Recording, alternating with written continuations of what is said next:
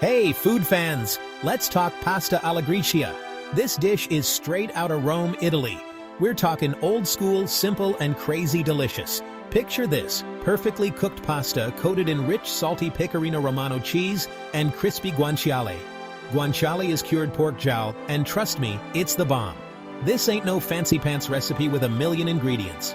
It's all about letting those few, high-quality ingredients shine. Get ready to dive into a taste of Roman history.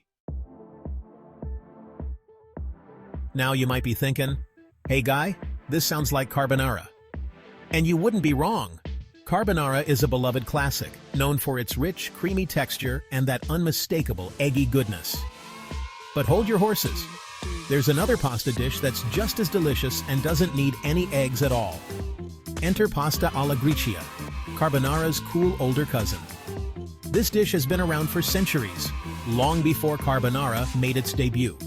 While carbonara relies on eggs to create that creamy sauce we all love, Gricia takes a different approach. Gricia? Nope. It's all about that cheese and pasta water magic. The combination of pecorino romano cheese and starchy pasta water creates a luscious, velvety sauce that clings to every strand of pasta. The star of the show is the guanciale, that delicious cured pork jowl. As it renders down, it releases its beautiful fat, coating everything in savory goodness and adding a depth of flavor that's simply irresistible. Don't get me wrong, I love me some carbonara. The combination of eggs, cheese, and pancetta is a match made in heaven. But Gricia? It's got a special place in my heart. There's something about its simplicity and purity that makes it stand out. Simple, pure, and bursting with flavor. Every bite of Gricia is a testament to the beauty of traditional Italian cooking. So next time you're in the mood for pasta, give Gricia a try. You might just find a new favorite.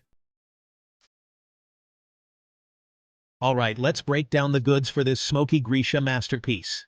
We're diving deep into the heart of Italian cuisine, where simplicity meets bold flavors. We're talking simple but powerful ingredients here, the kind that transform a dish from good to unforgettable. First up, guanciale. This is key, folks, cured pork jowl. It's not just any pork, it's the cheek, and it brings a unique richness. Salty, fatty, and gonna change your pasta game forever. When it hits the pan, it releases all those incredible flavors and aromas. Next, pecorino romano cheese. Sharp, tangy, and the perfect partner for guanciale. This cheese is aged to perfection, giving it a robust flavor that stands out. Pasta. Go for a classic like rigatoni or bucatini. Those ridges grab onto the sauce like a champ. The texture is everything here, making sure every bite is packed with flavor. Black pepper. Freshly ground always. It adds a subtle heat and complexity that pre-ground pepper just can't match. And here's my twist. Smoked paprika. Just a touch to add another layer of smoky depth. It's not traditional, but it elevates the dish to a whole new level. That's it. See? Simple. But don't let that fool you. These ingredients pack a serious flavor punch. With just a handful of components, you can create a dish that's rich, satisfying, and bursting with character. So gather your ingredients, and let's get cooking. Section 4. Getting Gricia. Your step-by-step guide to pasta perfection. Ready to cook? Let's do this. Today we're diving into the world of pasta. And not just any pasta, but the classic Roman dish, pasta alla Gricia. This dish is simple yet packed with flavor, and I'm here to guide you through every step to ensure you achieve pasta perfection.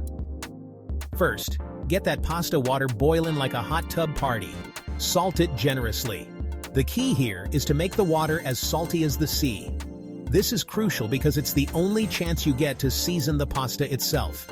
So, don't be shy with that salt shaker. We want that pasta seasoned from the inside out. While the water heats, dice up your guanciale. Guanciale is the traditional cured pork jowl used in this dish. If you can't find guanciale, pancetta is a good substitute, but for the authentic experience, guanciale is the way to go. Think small, like little flavor bombs. In a large skillet, cook that guanciale over medium heat. The goal here is to render out the fat and get the guanciale nice and crispy. This will form the base of our sauce. Let it get nice and crispy, rendering out all that glorious fat. The fat from the guanciale is what will coat the pasta and give it that rich, luxurious flavor. So take your time and let it cook slowly. Once the guanciale is golden brown, turn off the heat. You should have a beautiful skillet full of crispy guanciale and rendered fat. This is the heart and soul of our dish. Remove some of the fat if you want, but I say leave it. Flavor, baby. The fat is what makes this dish so delicious, so unless you're really watching your calories, I recommend keeping it all in there. Cook your pasta al dente. It should still have a little bite to it. Al dente means to the tooth in Italian, and it refers to pasta that is cooked until it is firm but not hard. This texture is perfect for absorbing the sauce. Drain the pasta, but save some of that starchy water. It's liquid gold, I tell ya. The starchy pasta water will help to thicken the sauce and make it cling to the pasta. Add the pasta to the skillet with the guanciale. Toss it all together, coating it in that beautiful fat. This is where the magic starts to happen. The hot pasta will absorb the flavors of the guanciale and the fat, creating a delicious base for our sauce. Now, here's where the magic happens. Add a ladle full of pasta water and a good amount of grated pecorino romano. Pecorino romano is a hard, salty Italian cheese made from sheep's milk. It's the perfect cheese for this dish because it adds a sharp, tangy flavor that balances the richness of the guanciale. Toss, toss, toss. The cheese will melt and create a creamy, dreamy sauce. The starchy pasta water helps to emulsify the fat and cheese, creating a smooth, velvety sauce that coats every strand of pasta. Season with that freshly ground black pepper and a pinch of smoked paprika. The black pepper adds a bit of heat and complexity, while the smoked paprika adds a subtle smokiness that takes the dish to the next level. Plate it up, top with more cheese, and get ready to rock your taste buds. This dish is all about simple, high-quality ingredients coming together to create something truly special. Enjoy your pasta alla Gricia, and don't forget to share it with friends and family. Buon appetito! Section 5. Gricia gone wrong and right. My kitchen adventures. Listen, I'm the mayor of Flavortown, but even I've had my share of kitchen mishaps. One time, I got so excited about the guanciale, I forgot to salt the pasta water. Rookie mistake, I know. Let's just say it was a little bland. But when I get it right, man oh man, it's pure heaven. I'm talking crispy, salty guanciale, perfectly cooked pasta, and a sauce so good you'll want to lick the plate. Don't judge.